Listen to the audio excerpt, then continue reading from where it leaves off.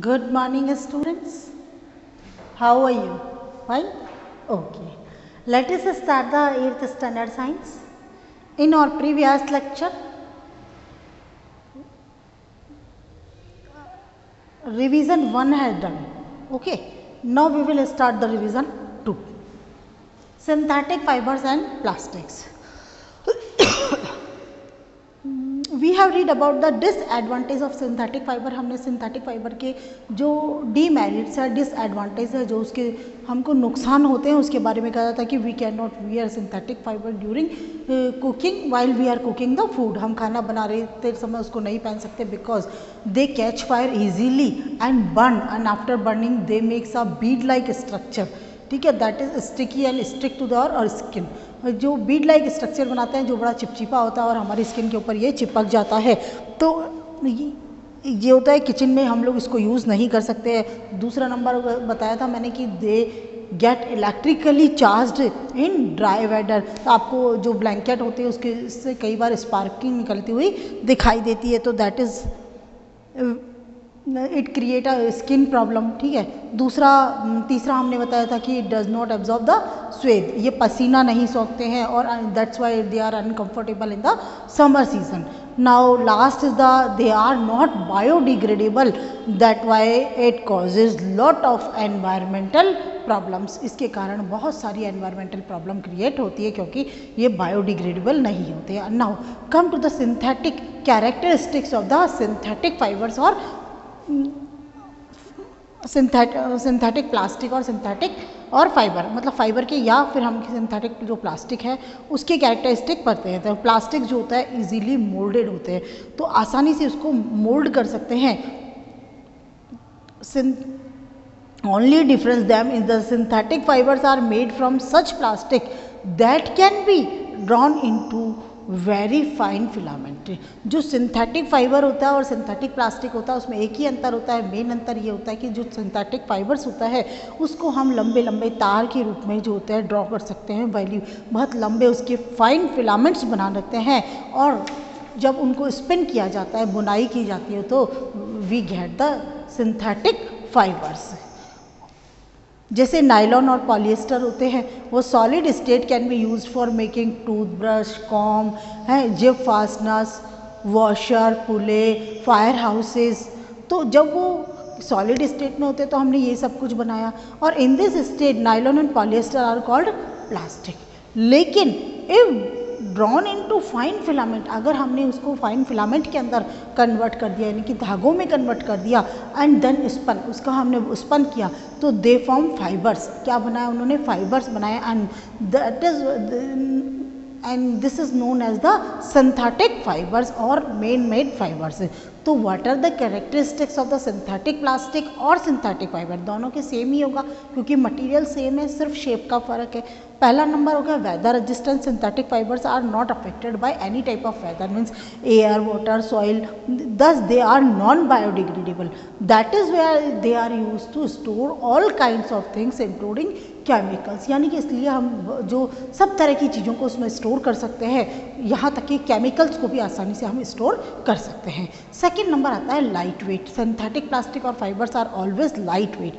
They are strong and durable also as compare to the natural plastic material. जो natural plastic material होता है जैसे कि आपका कौन कौन सा होता है, जैसे वूल है, जूट है, तो नेचुरल जो आपका मटेरियल होता है उसके कंपैरिजन के अंदर नेचुरल प्लास्टिक मटेरियल नहीं आएगा. बेटा ये आपकी बुक में गलत लिखा हुआ है.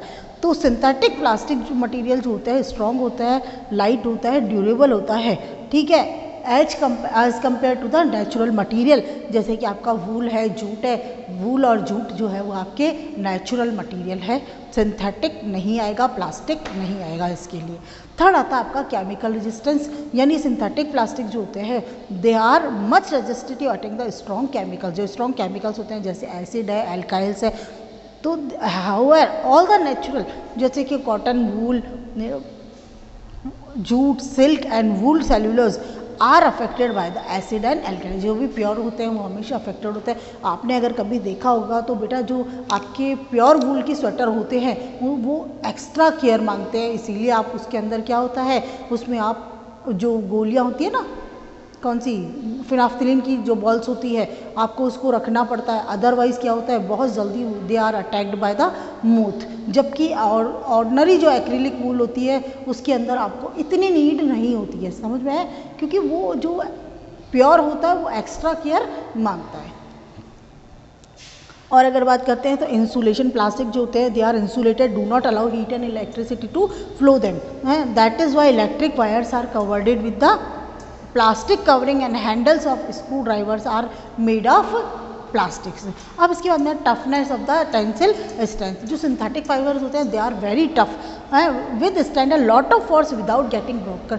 बहुत सारा फोर्स जो होते हैं वो झेल सकते हैं, ताकत अगर हमने लगा भी दी तो एकदम से नहीं टूटते हैं। एग्जाम्पल है thread of the synthetic plastic can withstand a lot of weight. And अगर देखिए सेम थिकनेस का आपने एक कॉटन का थ्रेड लिया और सेम थिकनेस का आपने प्लास्टिक का थ्रेड लिया, दोनों को तोड़ के देखिएगा, कॉटन आपका 2 मिनट में टूट जाएगा, प्लास्टिक के अंदर क्या होगा आपके यहाँ पे कट लग जाएगा लेकिन वो नहीं टूटेगा, ठीक है। मतलब extra force you have to apply, means we can say that plastic fibres are more strong in comparison to cotton. आ गया।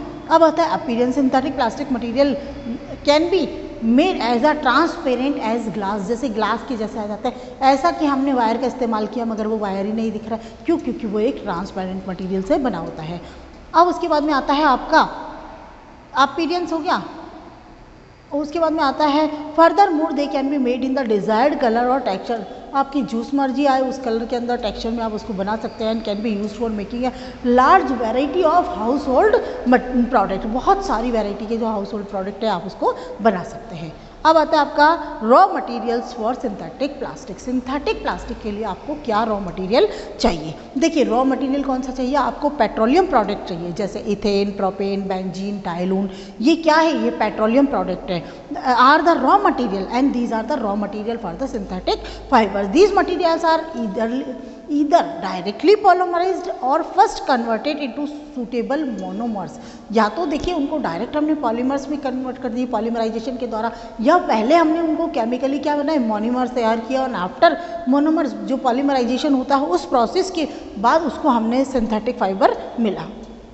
आगे समझ में? या तो हमने उसको डायरेक्टली पॉलीमराइज कर दिया और या फिर पहले हमने उनको केमिकली मोनोमर्स तैयार किए, उसके बाद में हमने उसको पॉलीमराइज्ड किया so that we can get the synthetic fibres. Now types of synthetic fibre, कितने तरह के सिंथेटिक फाइबर्स होते हैं? देयर आर सिंथेटिक प्लास्टिक से there are 2 types of plastic, synthetic plastic. Number 1 is the thermoplastic and another 2 is thermosetting plastic. कौन कौन से होते हैं? नंबर 1 हो गया आपका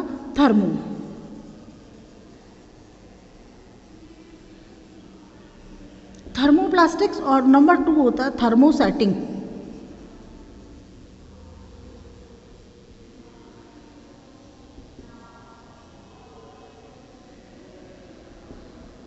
Thermoplastics, the plastics which can be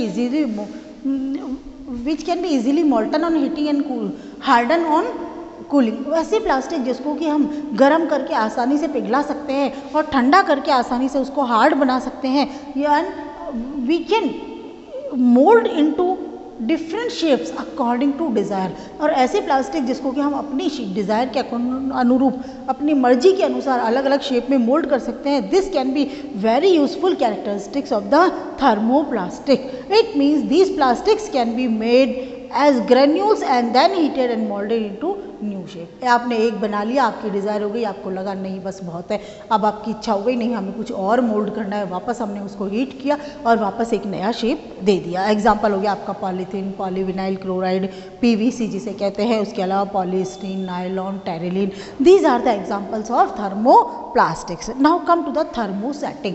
देखिए सेटिंग, एक बार में सेटिंग हो गई।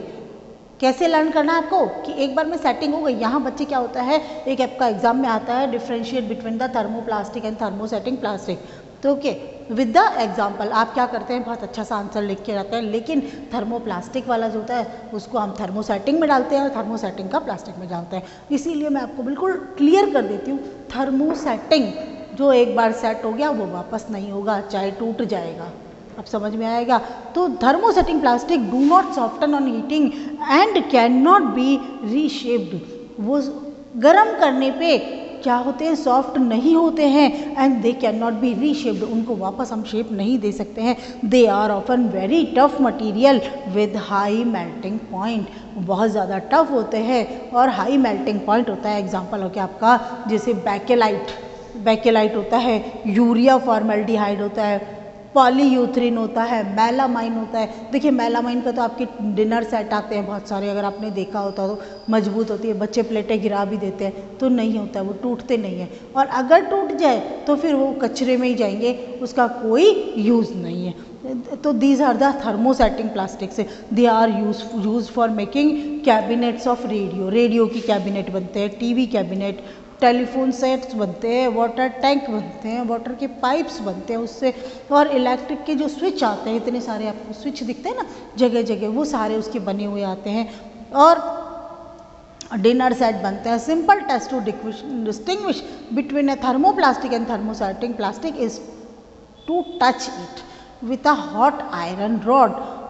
If the plastic soften and melt, then it is a thermoplastic. Suppose you have given the plastic, two types of plastic, but you have to distinguish which one is the thermosetting and which one is the thermoplastic. आपको find out करना है कि कौन सा plastic जो है वो thermosetting plastic है एंड कौन सा जो होता है वो आपका थर्मोप्लास्टिक है। तो आप क्या करेंगे, first of all take a iron rod and heat it, और एक आयरन रॉड लेंगे, उसको हीट करेंगे और touch with the plastic object, जो प्लास्टिक के ऑब्जेक्ट दिए हुए हैं उनको टच करेंगे, एंड उसके बाद में क्या होगा कि if the plastic soften and melt, अगर वो प्लास्टिक सॉफ्ट हो जाता है और मेल्ट हो जाता है, means it is a thermoplastic, not the thermosetting plastic. Common plastics and their uses come to the, तो पॉलीथीन जो होता है पॉली प्लस इथीन, पॉलीथीन किससे बनता है आपका,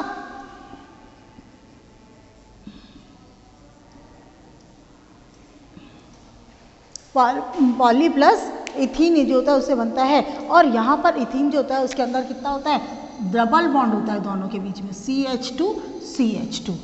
देखिए अब इसके अंदर क्या होता है, prepared by the polymerisation of ethene gas, ethene gas जो होता है उसके this is the ethene gas, ethene gas के पॉलीमराइजेशन से मिलता है एक पेट्रोल, एथीन क्या है, एक पेट्रोलियम प्रोडक्ट है। It is insoluble in all kind of solvent, किसी भी तरह का जो सॉल्वेंट होता है उसमें इनसॉल्यूबल होता है, नहीं डिजॉल्व होता है, and it is not attract by the strong chemicals, और जो स्ट्रॉन्ग केमिकल्स होते हैं उससे भी ये कोई अटैक नहीं करता है, एसिड एल्कलाइंस और ये सारा जो होता है इससे कोई इफेक्ट नहीं पड़ता है। इट इज़ नॉन बायोडिग्रेडेबल, और ये नॉन बायोडिग्रेडेबल है, वक्त के साथ में मिट्टी में नहीं मिलता है। यूजेस, अब आप किस तरीके की जो कॉमन प्लास्टिक होता है उसका यूज़ क्या होता है, use for making films which are used for making carry bag, adhesive tape, ये सब बनाने के अंदर काम में आता है। दूसरा number, anti corrosive coating on the article made for iron और कॉपर, जो आयरन और कॉपर के बने हुए मटेरियल है उसके ऊपर एक एंटी कॉरिजन कोटिंग करनी है आपको, तो उसके लिए भी हम इसको इस्तेमाल करते हैं। It is used an insulation for electric wire, जो हमारे घरों में इलेक्ट्रिसिटी सप्लाई होती है वो इलेक्ट्रिक वायर होते हैं। आपने देखा अगर if you cut them you will find there is a metal wire inside that cut wire, inside जो कट वायर है उसके अंदर अगर आप देखिए तो मेटल वायर आपको मिलता है, तो means actual wire is a metal wire but they are insulated, they are covered with the plastic, तो प्लास्टिक के द्वारा कवर्ड किया जाता है, so that we can prevent ourself by getting shocks, electric shocks, यानी कि उसके बाद में हमको क्या होगा, इलेक्ट्रिक शॉक नहीं लगेगा। नंबर 4 पे आ जाता है तो अपन कहते हैं कि it is use for making kitchen and laboratory ware such as the cup and bottle, kitchen में काम आने वाली और लैब में काम आने वाली जो कई सारी चीज़ें होती है, जैसे कप बनाए, प्लेट बनाए, सॉसर बनाए, तो इन सब के अंदर काम में आता है। तो अब आता है सेकंड आपका पॉलीप्रोपीन, जो फर्स्ट आपने सिंथेटिक है वो पॉलीथीन था, अब आगा पॉलीप्रोपीन।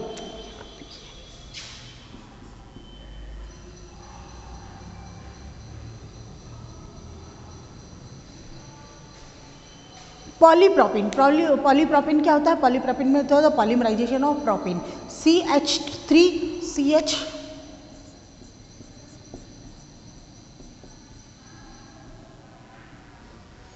ये होता है आपका जो प्रोपेन मॉलिक्यूल होता है उसकी पॉलीमराइजेशन से आपको मिलता है। यूजेस कौन सा होता है, सिंथेटिक कारपेट बनाने के काम में आता है।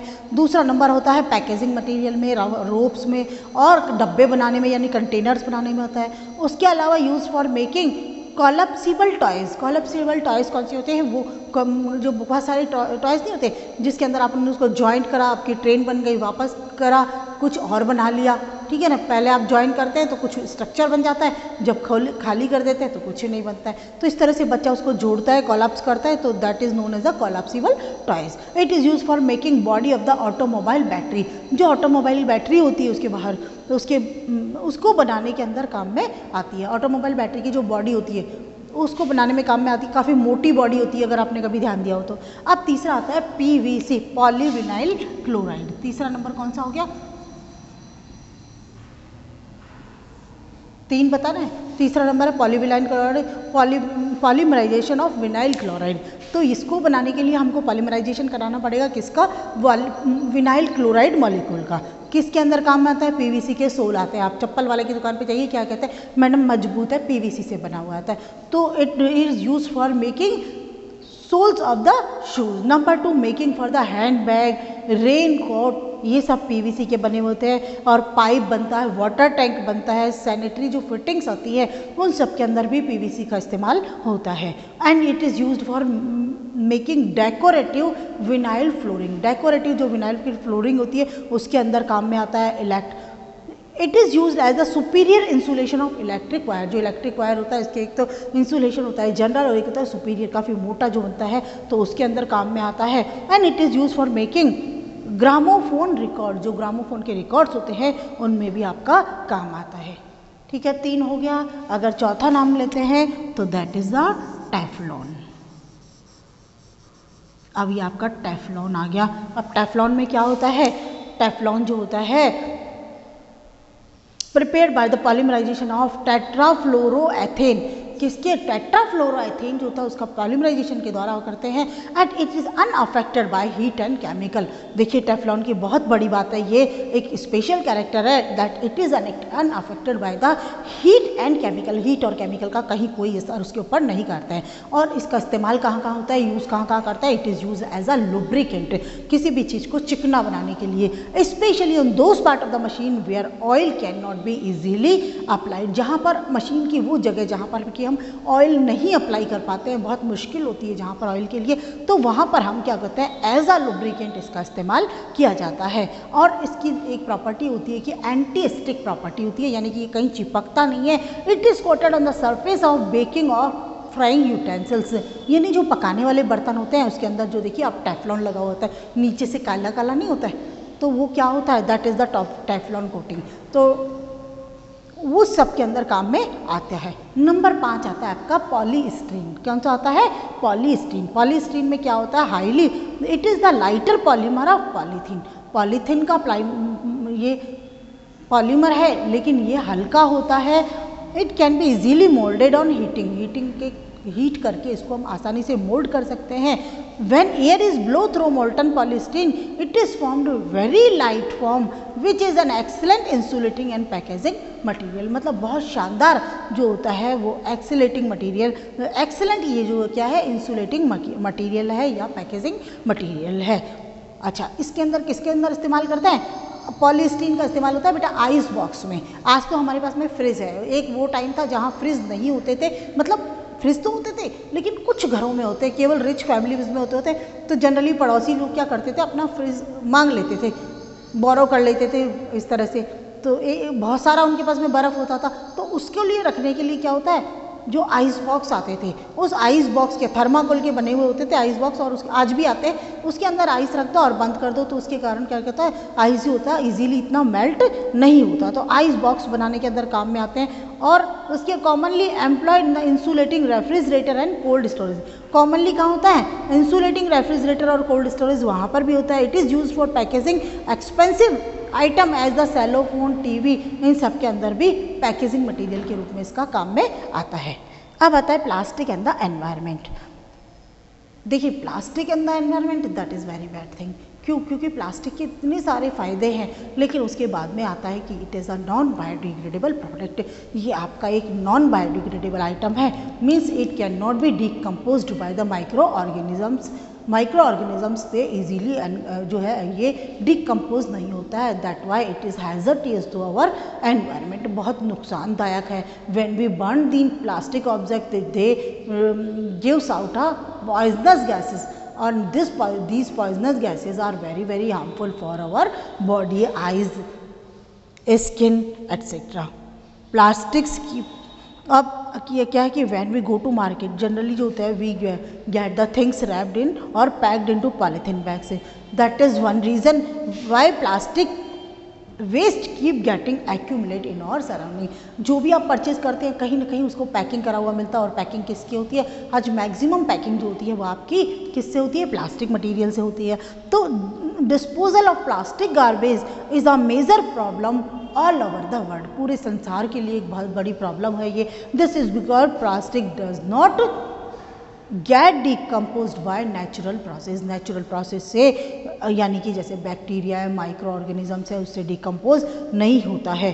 तो नॉन बायोडिग्रेडेबल कौन से होते हैं, the materials that do not decompose through the natural process such as the micro organisms और बैक्टीरिया, तो that is known as the non biodegradable. और बायोडिग्रेडेबल मटीरियल कौन सा होता है, the material which get decompose through natural process such as the bacteria, decomposers etc. that is known as the biodegradable material.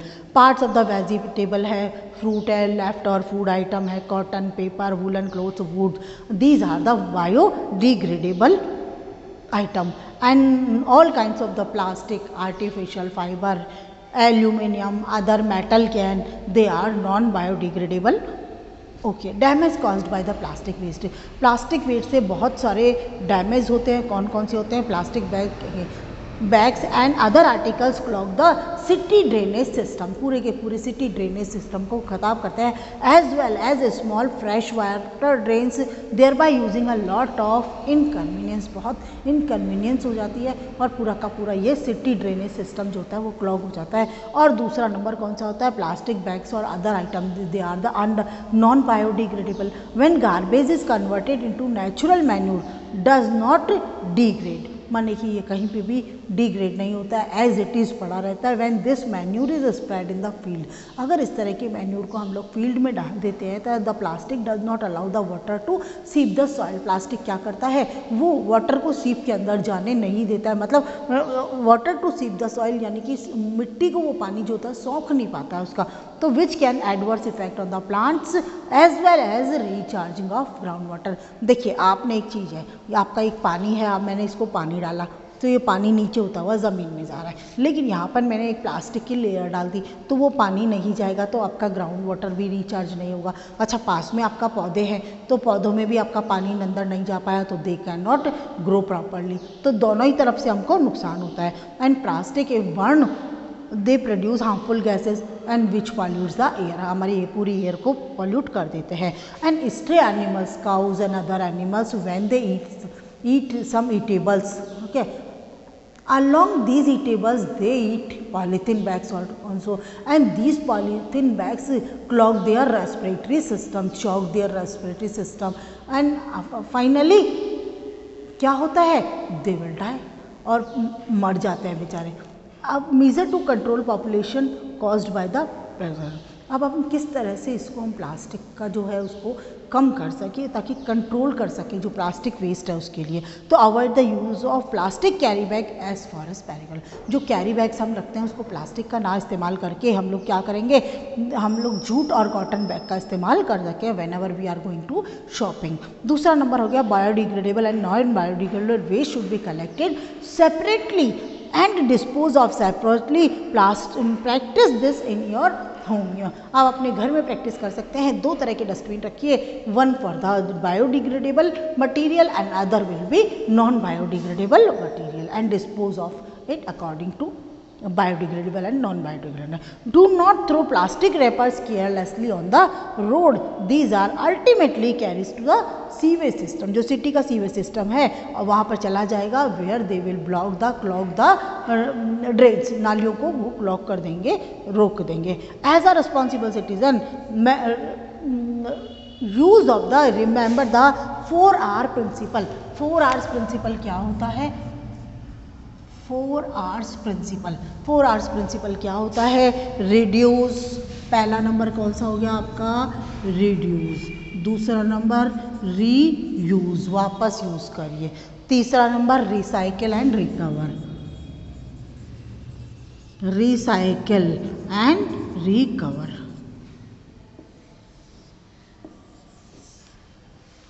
आ गया? No problem. तो then revision, this is the revision 2 of the synthetic fibers and plastic. Okay, thank you.